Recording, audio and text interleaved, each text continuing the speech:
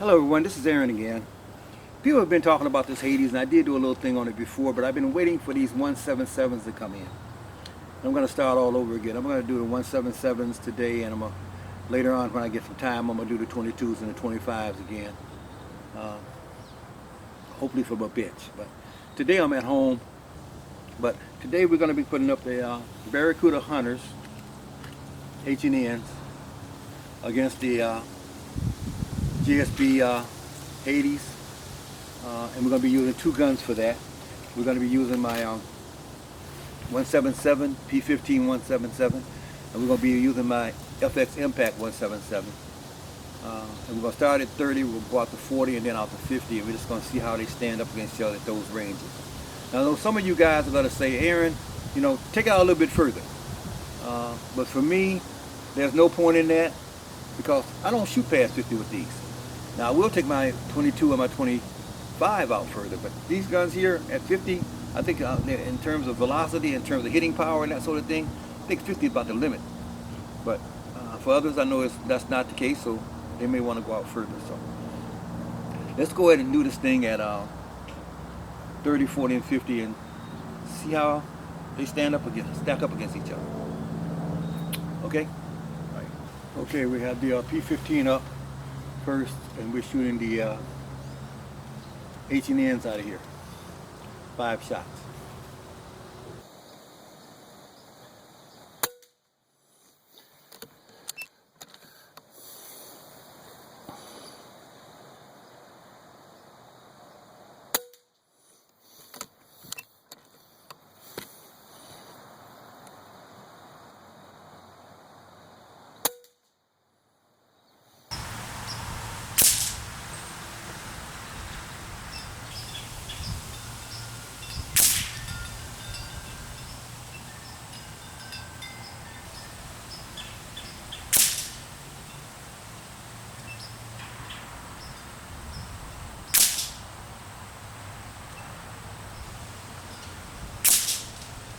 Okay, FX Impact. FX Impact with the H&Ns.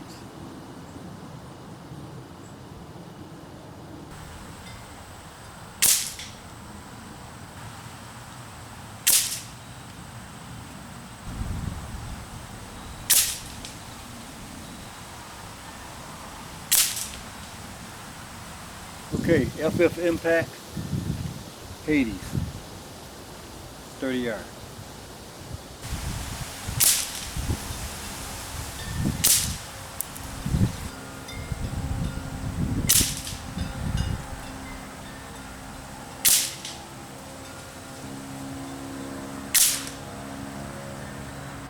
Okay, this is the P15 Hades, 5 shots. Now keep in mind that with the Hades here, I have not set my gun for the Hades. My gun is set for shooting the H&N. So we're looking for groups here, not bullseyes on this shot here.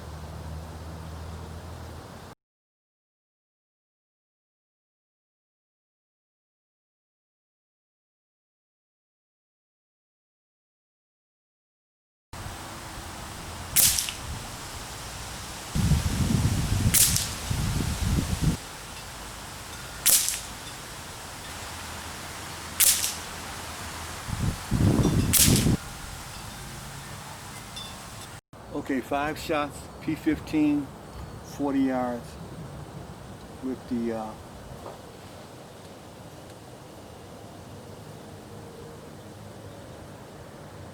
H&Ns.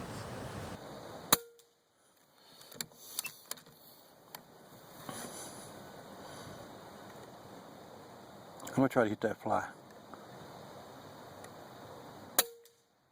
I almost got him.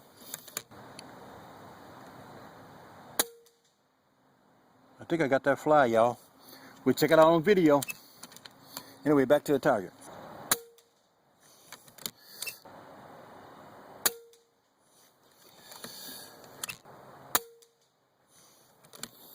That was my pull, but I ain't gonna blame it on nothing but me, but you guys can call it what you want.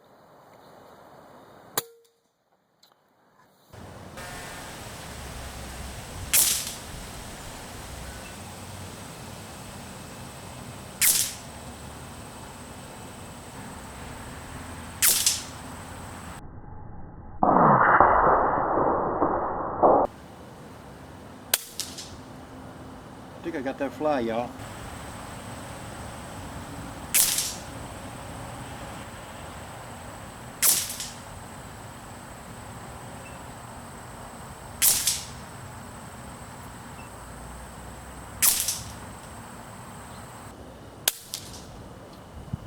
And there we go.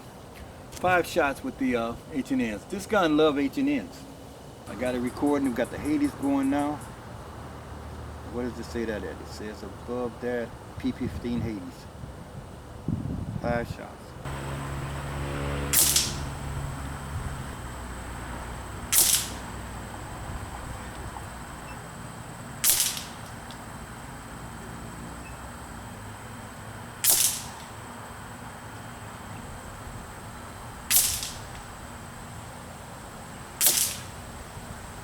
H&Ns, 40 yards in the impact.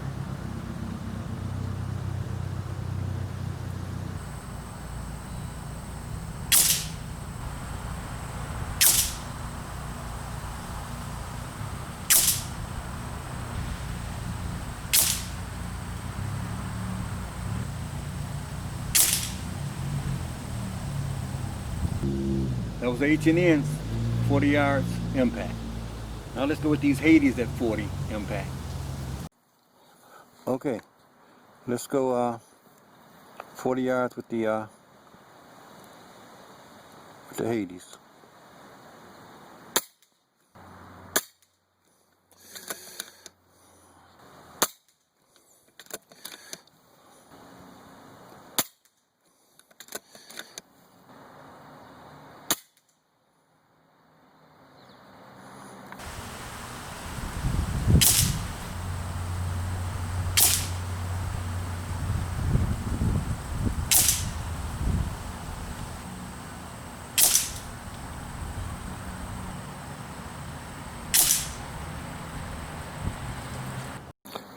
All right, there you have it.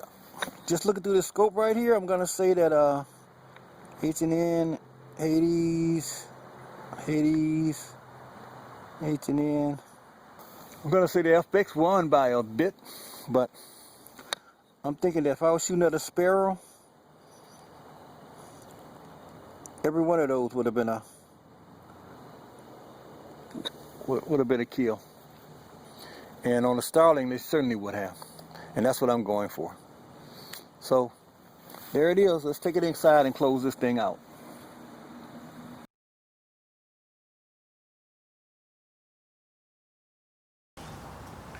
You know, guys, whenever I post a video like the one I'm posting here now, matching the Hades against the other pellets in my group, I always get those people out there, only 1 or 2 usually, most of the time 1, that says, Aaron, you can't shoot at 30 yards, I can hit a dime every time.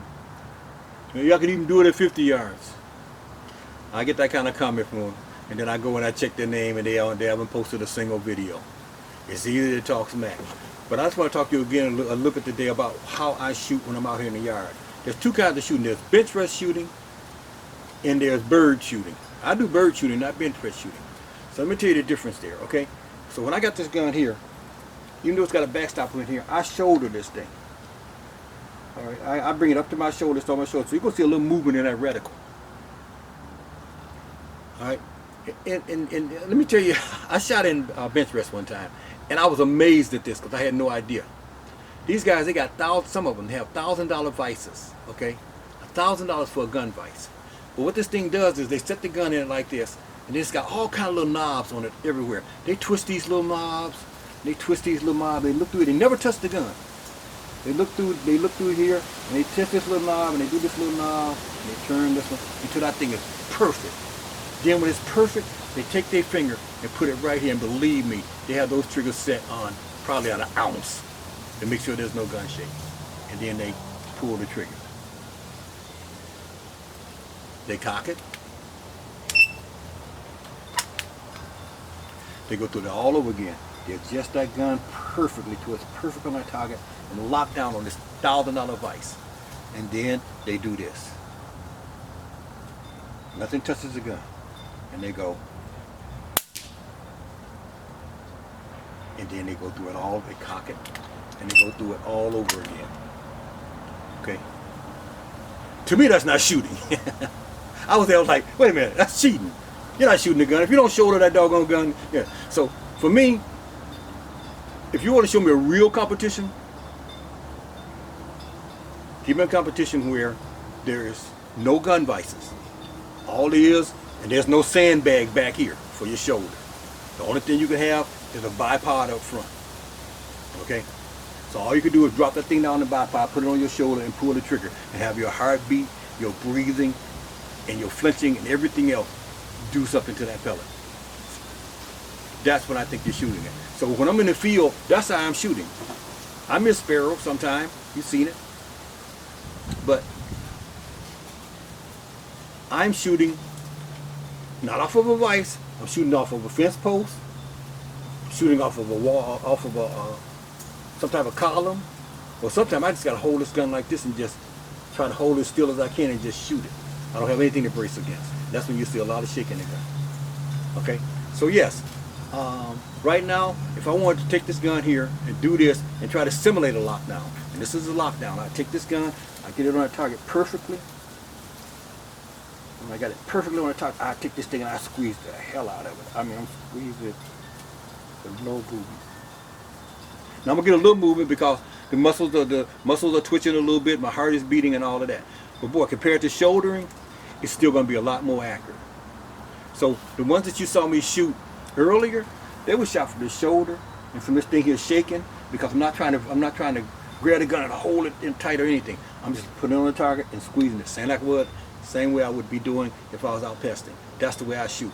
Okay, I shoot the way I pest. I do not shoot bench rest. All right, but for those of you guys who says that, hey, this guy can't shoot, that I'm gonna shoot this. I'm gonna shoot one group here of 5 shots, bench rest style, as best I can with this thing, where I lock it down and hold it as tight as I can. And let's just see how that group goes against a shoulder group that you'll be seeing in the video, that you saw in the video. All right, let's take a look at that. I'm going to record it from 2 places. I'm going to be recording it from the phone and from down there, so I can give you both perspectives on it. So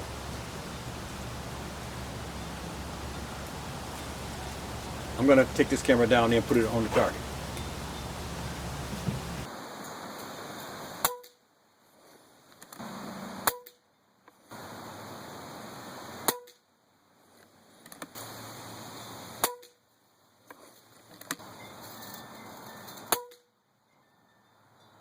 All right, there's a 5-shot group. And you're probably going to be able to see, at least hear, just how windy it is out here. But we'll take a 5-shot group right here now.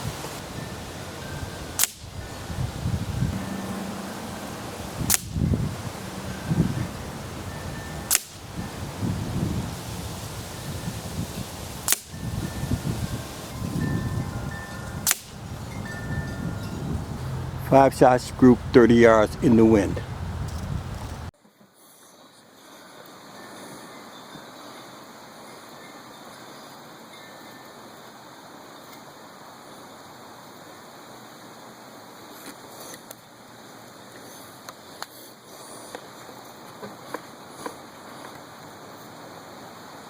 Okay, that was 5 shots, 30 yards, and I guarantee you a dime would touch every one of those pellet holes. Okay, but look how I shot it.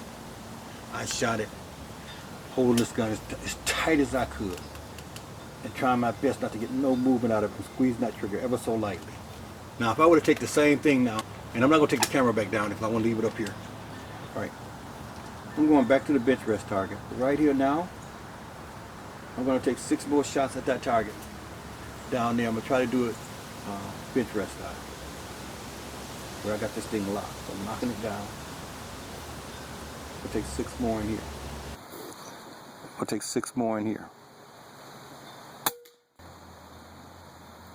2, 3, 4, 5, and 6. Let's go down and take a look at that. That's 12 shots at 30 yards with some wind. holding that thing down as tight as I can in a bench rest setting so the gun is not moving that much. So let's take this inside and talk about it in there against the other shots that I've done earlier. Well, okay. I had been waiting a while for those 177s to come in. They came in a little while ago, but I was doing testing and that sort of thing. Didn't get around to doing this video. But everybody was saying, Aaron, you got to do the Hades, you got to do the Hades. So I bought the 25 cals and I did something on them. I got the 22 cals and did something on that. This was the 177. But the rest, 177 was extremely important to me because that's, you know, I do pesting. And I want to shoot the most accurate pellet I can when I'm out pesting. And heaviest pellet I can in a 177 so it can buck the wind a little bit. So I really did want to try. I didn't really care about trying the 22s or the 25s, but I was really interested in these 177s. And so today I had an opportunity to put those into the two guns I mainly pest with, but mainly my P15, and to see how they do. Now it was windy out there, and if you listen in the video, I tried to cut out a lot of those wind blows, and I did try to shoot low beneath the wind so it didn't affect the pellet that much, but there was some windish out there. But the way I had it set up, I was protected a little bit by the house and shooting low, so I don't think it had a big variance on what happened. But let's just take a look at it. To me, I think it's a tie, but I haven't officially looked at it or anything. But I'm gonna bring the board up. I'm gonna set the board up here right now. We're gonna go over that, and we're gonna see what I think is the winner, and for you to be able to evaluate what you think is the winner between the 177 JSB Hades and the H&N Hunters, Baracuda Hunters. Both of them hollow points. All right, let's take a look at that. Okay, we're back and we're going to take a look at it. I'm going to use a nickel because a nickel is about 3/4 of an inch. And 3/4 of an inch is what I want inside 40 yards because of, especially shooting the way I shoot off the shoulder. So let's take a look at the H&N with the FX impact first. At 30 yards, you'll see that nickel easily covers the 3/4 of an inch group. All right, so the FX impact shot it very, very well. Up here again, the shooting the Hades, same thing. You got it all within a 1/4 of an inch. So here I'm going to say that the H&N FX being shot by the FX impact, I'm going to call it a draw. Then we go over to the P15. I'm trying to cover it with a nickel. And as you can see, that would be touching all the holes. That's all. It doesn't have to cover the holes, just touch all of them. And then up here we're going to find the same thing. So I'm going to say again, at 30 yards, considering the wind and everything that I was dealing with out there, I'm going to call that a draw. Now we're going to go over to 40 yards. Now at 40 yards, we're going to find again that the FX impact shot really well and both guns did okay. Down here, a nickel will not quite cover. We got what I would call a pull or a flyer that I would do, but right there, one outside of it. I'm going to have that at 40 yards, especially with the wind we're dealing with today. Now we've come up here with the FX impact, shooting the Hades, and you're going to see that just about almost does it. I think that does touch it. I can't see good from my ankle here. And now we're going to come over to 40 yards with the H&Ns again. And we can see it covers that. We have with one flyer outside of that. But if you hold it right there, I would take that all day shooting at a bird. And then up here, same thing. We got one outside. We can cover all of these, but we got one outside. So one outside there, one outside there. Over here, we're going to run into the same thing. And up here, it's going to be really close. So I would say that if whether you choose to shoot the JSB Hades in 177 or the H&N Baracuda Hunters, they're both hollow points. I know that the H&Ns, what is the grainage on these things? The H&N, I was shooting, as you can see here, 870 feet per second with P15, and I was shooting at 930 over here. So this is faster by 60 in terms of pellet speed. And if you look at the grains This is 10.34, and down here is 10.49. So they're virtually, in terms of heaviness, they're about the same.